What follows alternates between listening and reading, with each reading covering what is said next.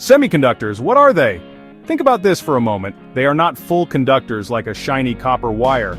Electricity doesn't flow super easily.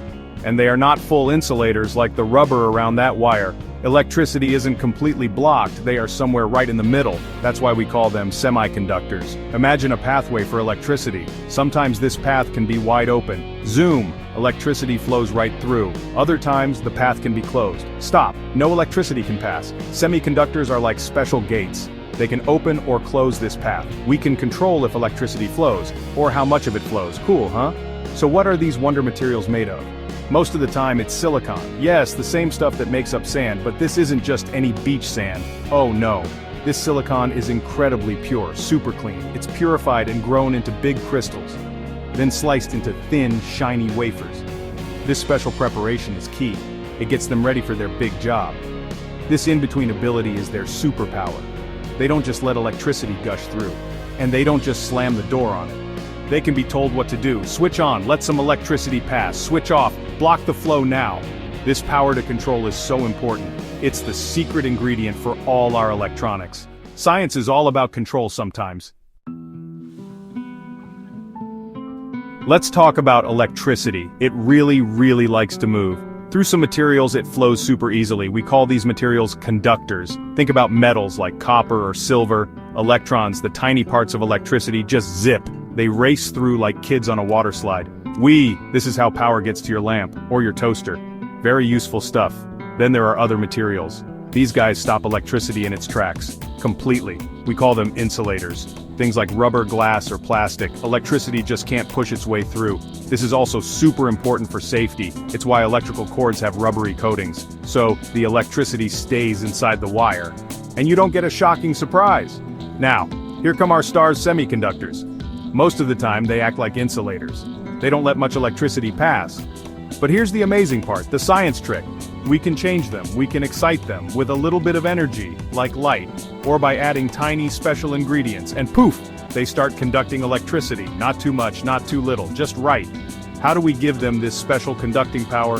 One way is called doping. No, not that kind. We add extremely small, precise amounts of other elements into the pure semiconductor, like adding a pinch of special spice to a recipe. This tiny change makes a huge difference. It changes how the semiconductor behaves. It allows us to turn its conductivity up or down, like a dimmer switch for electrical flow. Science. Okay, so semiconductors can control electricity. Why is that such a big deal for technology? Well, think about it. Information. Controlling electricity means we can represent information, like a 1 when electricity is flowing, and a 0 when it's not flowing. On and off, yes and no, true and false. This is the basic language of computers. Semiconductors are fluent in this language. Ever heard of something called a transistor? It's a super tiny switch or an amplifier, and guess what it's made from? Semiconductors. These transistors are incredibly small. Millions, even billions of them can fit on a chip smaller than your fingernail. Each one can switch on or off. Extremely fast. Thousands, millions of times a second. Way faster than you can even blink your eye. When you pack tons of these transistors together on one single piece of semiconductor material, you get what's called an integrated circuit. You probably know it as a microchip or just a chip. These chips are the brains in almost all our gadgets. They do the thinking, the calculating, the processing.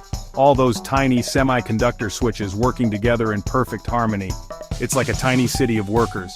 Without these semiconductor chips, oh boy, our world would look very different. Your smartphone, it might be the size of a refrigerator. Your powerful laptop computer, imagine it filling a whole room. Everything would be incredibly slow and super clunky, and not very smart at all. Semiconductors make our technology small, fast, and powerful. They are the reason our gadgets are so amazing. Tiny titans doing a giant job.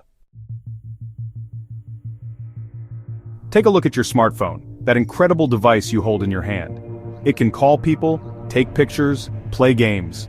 It's absolutely jam-packed with semiconductor chips. They light up your screen so brightly.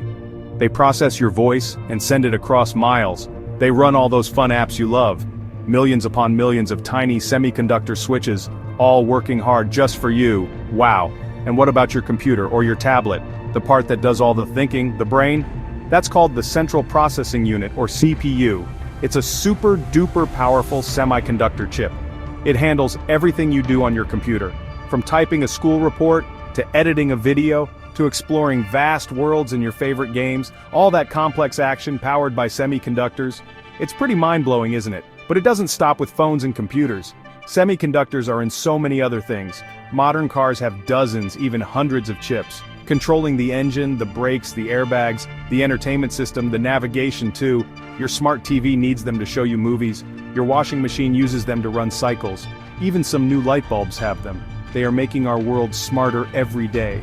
So, you see, semiconductors are truly amazing. They might be tiny, almost invisible sometimes, but they are incredibly mighty and important. They are the quiet, powerful engines driving almost all of our modern technology. From global communication to life-saving medical devices, to the fun gadgets we use every single day. It all comes down to these fantastic materials. Semiconductors. Consider the science, it's everywhere.